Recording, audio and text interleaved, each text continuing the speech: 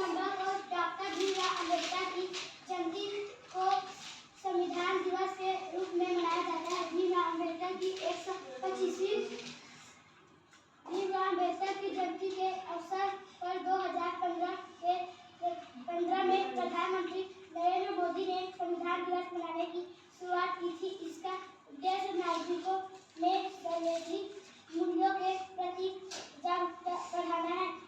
26 जनवरी 1949 को सभा ने भारत को अपनाया, जो 26 जनवरी 1950 से